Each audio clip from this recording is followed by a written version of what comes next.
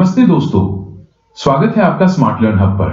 आज हम एक ऐसी खबर के बारे में बात करने वाले हैं जो न केवल देश के हर नागरिक के लिए जरूरी है, बल्कि अगर आप यूपीएससी, एसएससी या रेलवे और बैंकिंग जैसे एग्जाम्स की तैयारी कर रहे हैं तो यहां से 2 से 3 सवाल पक्के पूछे जा सकते हैं। क्या आपको पता है कि अब वंदे मातरम गाने का तरीका पूरी तरह बदल गया है? गृह मंत्रालय यानी एमएचए ने राष्ट्रीय गीत के लिए नए नियम जारी किए हैं। अब तक हम सिर्फ 2 स्टैंजा छंद गाते थे, लेकिन अब पूरे 6 छंद गाना अनिवार्य होगा। आइए जानते हैं क्या है ये पूरा विवाद और इसका गौरवशाली इतिहास। क्या है नए नियम? Current affairs. 150 साल पूरे। दोस्तों, 2026 इसलिए खास है क्योंकि वंदे मातरम की रचना को 150 साल पूरे हो रहे हैं। नया समय, ड्यूरेशन। अब वंदे मातरम की आधिकारिक अवधि 3 मिनट 10 सेकंड होगी। प्रोटोकॉल, अब इसे राष्ट्रगान, नेशनल एंथम से पहले गाया जाएगा। सावधान की मुद्रा, याद रखिएगा, अब इसे गाते समय सावधान यानी अटेंशन की मुद्रा में खड़ा होना जरूरी कर दिया गया है। परीक्षा के लिए महत्वपूर्ण इतिहास, हिस्ट्री फॉर स्टूडेंट्स। अब बात करते हैं उस हिस्से की जहां से एग्जामिनर सवाल बनाता है। रचयिता, वंदे मातरम को बंकिम चंद्र चटर्जी ने 1875 में लिखा था। उपन्यास, नॉवेल, ये उनके प्रसिद्ध उपन्यास आनंदमठ से लिया गया है जो 1882 में आया था। यह उपन्यास सन्यासी विद्रोह पर आधारित है। पहली बार कब गाया गया?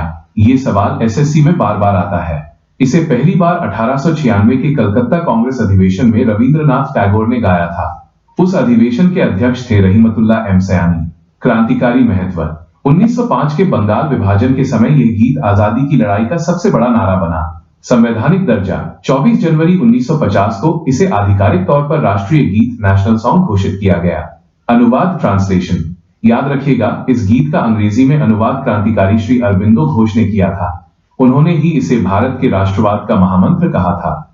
विवाद का इतिहास, क्या आप जानते हैं कि पहले हम सिर्फ 2 ही छंद क्यों गाते थे? दरअसल 1937 में मुस्लिम लीग के विरोध के बाद कांग्रेस ने इसके केवल पहले 2 स्टैंजा को ही आधिकारिक माना था। लेकिन अब 2026 के नए नियमों ने 150 साल बाद उस पुरानी परंपरा को बदलकर पूरे 6 छंदों को वापस ला दिया है। विदेशों में गूंज, 1907 में जर्मनी में मैडम भीकाजी कामा ने जब पहली बार भारत का झंडा फहराया था तो उस पर बीच में वंदे मातरम ही लिखा हुआ था। यह सवाल कई बार एग्जाम्स में पूछा गया है। दोस्तों, कुछ लोग 6 छंदों को अनिवार्य करने पर सवाल उठा रहे हैं क्योंकि इससे समय ज्यादा लगेगा, लेकिन सरकार का तर्क है कि 150वीं वर्षगांठ पर हमें अपने पूरे गीत का सम्मान करना चाहिए।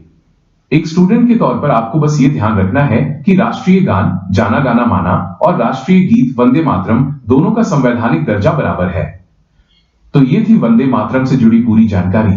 अगर आपको ये वीडियो हेल्पफुल लगी हो तो इसे अपने बाकी दोस्तों के साथ शेयर जरूर करें। और हाँ, कमेंट में बताइए कि वंदे मातरम पहली बार किस कांग्रेस अधिवेशन में गाया गया था। देखते हैं कितने स्टूडेंट्स को याद है। ऐसी ही सटीक जानकारी के लिए सब्सक्राइब करें स्मार्ट लर्न हब। जय हिंद।